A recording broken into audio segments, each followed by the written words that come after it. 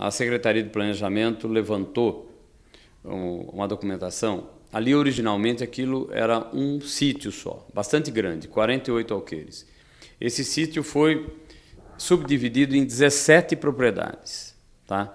17 propriedades legais, todas com escritura, porque 48 alqueires, mesmo se você dividir por 17, vai dar mais que 2 alqueires por área. Mas tem algumas áreas bastante grandes. De todas essas áreas, o que foi notificado agora é a parte mais embaixo, chamada de gleba 1 e gleba 2. Tá? São glebas grandes.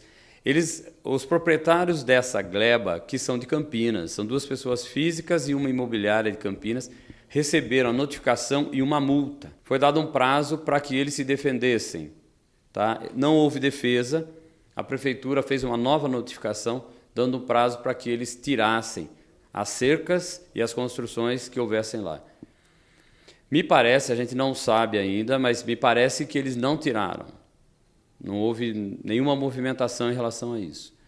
A partir do momento de transcorrido o prazo, que eu acho que vence amanhã, tá? A prefeitura pode ir lá e fazer o mesmo trabalho que foi feito na área da água espraiada. Ela pode. Não vai fazer nesse momento. Quando vai fazer? Depende ainda de um planejamento, tal. Mas eu diria para os moradores que acho interessante que cada pessoa, desde já, comece a retirar o que for possível de lá. A ação vai ocorrer? Vai ocorrer. Está vendo? Então, se alguém depois alegar que não houve prazo para tirar, o prazo já está dado desde o momento da notificação. Não tem como legalizar uma situação dessa. Aquilo tem que voltar a ser um sítio. Por que esse trabalho tem que ser feito?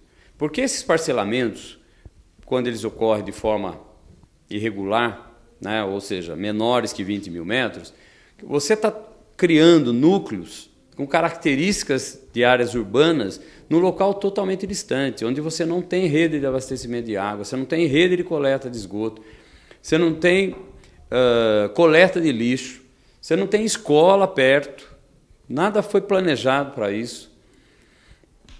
Você não tem linha de ônibus para lá e todo mundo começa a reclamar essa situação e é lixo que vai para todo lado e é fossa que é aberta, contaminação do solo, consequentemente contaminação do lençol freático, contaminação dos córregos e essas áreas todas, elas Pires, água espraiada, estão na macrozona de proteção de mananciais, ou seja, protegem todos os córregos que caem normalmente no Ribeirão do Pinhal, que é a segunda opção de abastecimento da água de Limeira. Pessoas com quem eu conversei acreditam que foram enganados. Nesse caso, o que se orientaria a essas pessoas? O que elas devem fazer agora?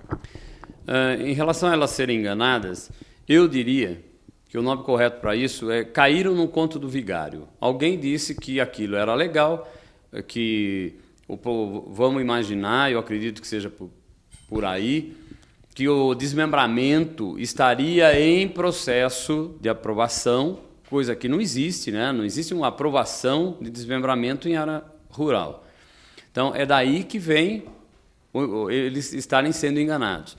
O fato de você fazer um documento, seja ele um contrato, seja qualquer tipo de negociação, pegar esse documento e levar para registrar como documento em qualquer cartório da cidade, ele vai ser registrado como um documento. Você pode fazer isso de qualquer coisa.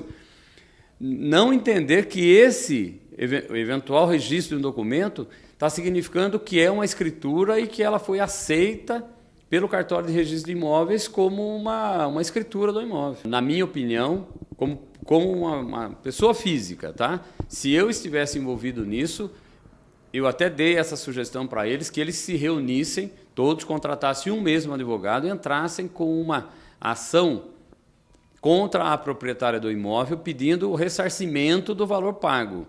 E também, no caso deles terem nota fiscal dos materiais de construção utilizados na construção da casa de cada um, ou seja, casa, ou seja, o alicerce que tinha, provando esses materiais, aí eles vão ter que ser ressarcidos não só no valor da terra, como no que foi gasto.